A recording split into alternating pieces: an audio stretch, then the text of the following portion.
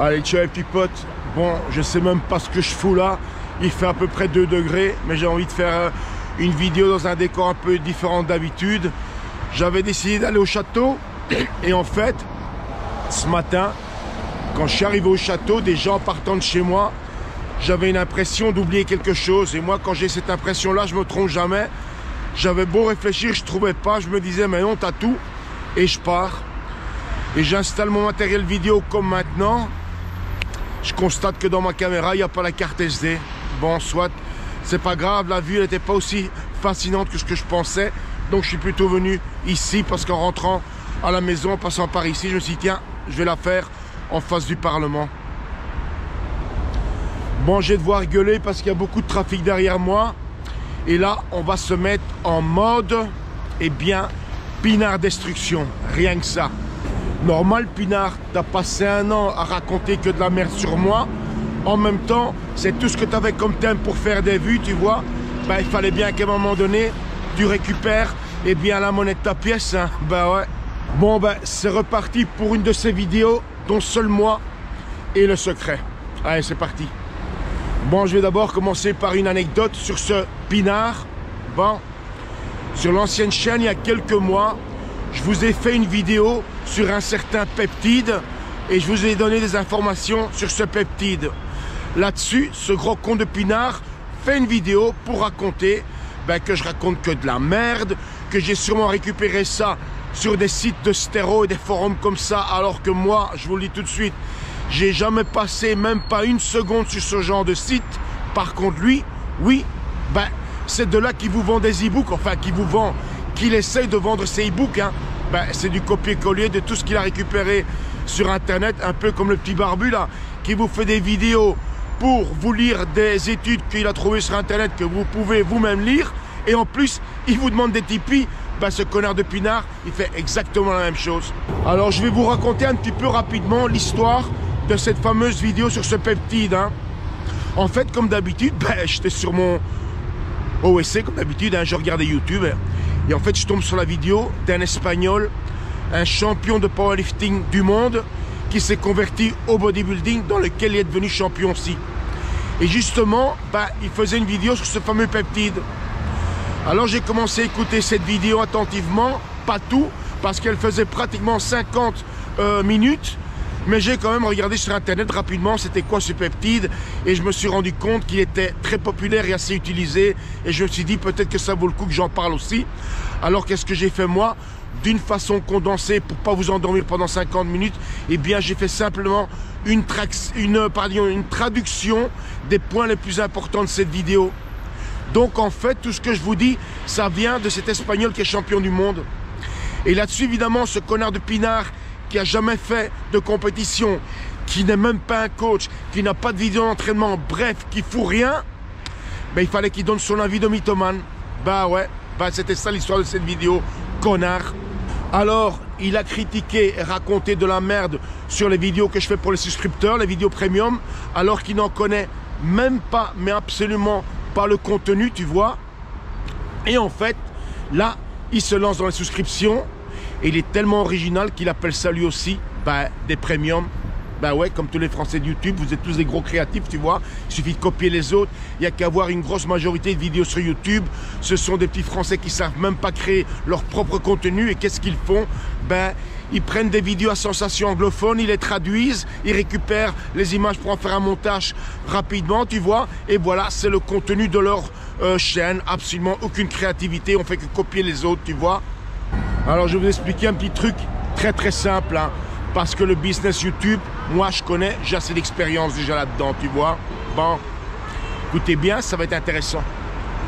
Sur l'ancienne chaîne YouTube, j'avais un peu plus de 8000 abonnés, ok? En même temps, ma chaîne qui parle de bodybuilding, moi, mes vidéos, c'était majoritairement, surtout les derniers mois, entraînement, live entraînement, entraînement, live entraînement, entraînement, live entraînement. Ça veut dire que le gars qui veut s'intéresser un petit peu à la musculation et qui regarde mes vidéos, au-delà du blablabla devant ma caméra comme maintenant, il me voyait en salle, ils voyaient concrètement ce que sont les entraînements, ils voient qu'en salle, ben, je suis pas là pour me taper des branlettes, ils voient des performances, bref, c'est motivant, je montre ce qu'est la musculation, comme je l'ai toujours dit, la musculation, c'est en salle que ça se passe, pas devant une caméra dans un fauteuil sur YouTube, tu vois. Alors sur plus de 8000 abonnés, le plus haut que j'ai eu en premium, c'est-à-dire en gens qui souscrivent, eh bien c'était 89. Donc au plus haut de mes premiums, j'ai eu 89 personnes qui payaient les 10 € par mois. Sur 8000 abonnés, ok? Avec quelqu'un qui vous montre des entraînements et des trucs concrets, tu vois?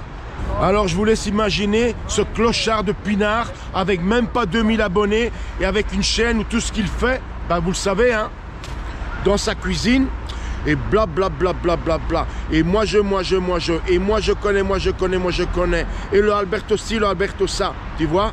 Mais surtout pas la typique vantardise à la française. Et vous allez voir, moi, et vous allez voir, ben au final, on n'a rien vu. Il y a même un gars sur sa chaîne, vous pouvez aller vérifier vous-même sur une vidéo, qui a mis, ça fait depuis janvier que tu nous dis qu'on va voir des trucs et on n'a toujours rien vu. Ben ouais. Alors, à votre avis, et je pense que vous vous en battez les couilles, mais à votre avis, combien de souscriptions il va prendre? Quand on sait que la majorité de ses abonnés, c'est des blaireaux qui font plat de salle, dont une grande majorité, ben, des blaireaux qui sont venus pleurnicher sur ma chaîne que j'ai balancée et qui vont pleurer sur la sienne, tu vois? Mon pronostic, c'est 0. 0. Allez, je vais être sympa, tu vas peut-être en prendre peut-être 2. Et là, je crois que je suis méga optimiste. Ouais. Évidemment, lui aussi, c'est le roi des excuses. Hein. Il va vous dire, les salles étaient fermées, j'ai une scoliose, il y a ceci, il y a cela. Bah ouais, on le sait bien. Comme le dit le vieil adage, les excuses, c'est fait pour s'en servir, tu vois. Alors, Pinard, les salles en Hongrie, elles étaient aussi fermées. Mais ceux qui sont passionnés, ils se démerdent et ils se sortent les doigts du cul pour s'entraîner. En France, Kevin Dalzufo, il est en salle tous les jours alors que les salles étaient fermées. Alors trouve-toi des excuses.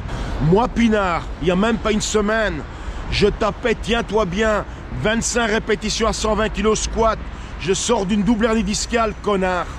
Hier, Pinard, j'ai tapé 100 kg développé militaire avec une clavicule luxée, mon petit vieux. Allez, vas-y, trouve-toi encore des excuses, tocard. Bon, deuxième et dernière partie de la vidéo, on va s'occuper d'un humoriste de Monoprix. Bah ouais, il vaut pas plus que ça. Alors pourquoi j'en parle? Parce que j'ai constaté quelquefois, pas toujours quelquefois, que ceux qui viennent rager, qui viennent raconter de la merde sur mes entraînements et critiquer, quelquefois, quand je vais sur leur chaîne pour les bloquer, je m'aperçois qu'ils ont eux aussi des petites vidéos maison d'entraînement, tu vois. Et souvent, je me rends compte qu'ils ont le niveau moins 10 de musculation et ils osent quand même venir raconter de la merde sur ma chaîne. C'est un peu comme le mec qui sait même pas shooter dans un ballon, eh bien, va dire à Ronaldo, hey, tu sais même pas jouer au foot. Tu vois ce que je veux dire? Alors, ce blaireau, hier, sur la vidéo que je vous ai montré, la courte vidéo du développé militaire, donc au Fitness 2000, qu'est-ce qu'il me met comme commentaire? Alors là, c'est de l'humour. Eh bien, il me met, c'est des disques de 5 kilos. Ouais. Bon, heureusement quand même qu'en France, vous avez des vrais humoristes pour relever le niveau, comme Gad Elmaleh ou Jamel Debbouze. Ah ben non, eux aussi ils copient. Ben ouais. Donc, comme je disais, j'étais sur la chaîne de ce blaireau et je tombe entre autres sur une vidéo où il dit qu'il fait le dos.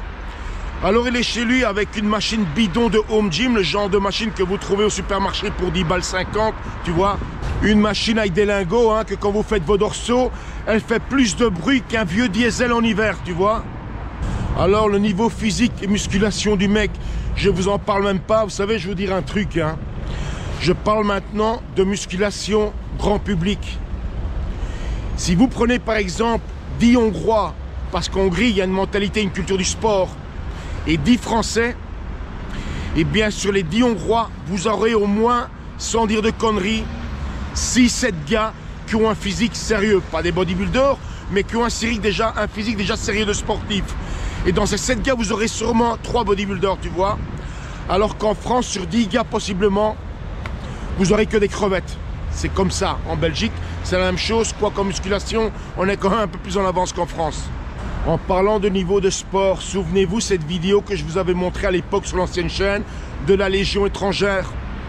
Et un sergent de la Légion étrangère disait « Les gars de l'Est sont mieux préparés que les Français parce que depuis tout petit, ils font du sport. » Moralité de l'histoire, mon petit vieux, quand t'as pas le niveau, viens pas jouer dans la cour de récréation des grands parce que tu vas passer pour un con.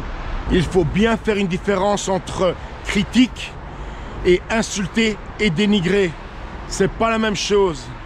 Il faut faire une différence entre faire des vidéos et raconter de la merde sur les gens et faire une vidéo et dire des vérités comme moi je l'ai fait, ok? La nouvelle chaîne, elle a 1 mois aujourd'hui. Et j'ai déjà bloqué un chiffre qui s'approche des 15% par rapport au nombre d'abonnés sur ma chaîne. Ça fait beaucoup de blaireaux quand même. Alors pour tous, petite piqûre de rappel.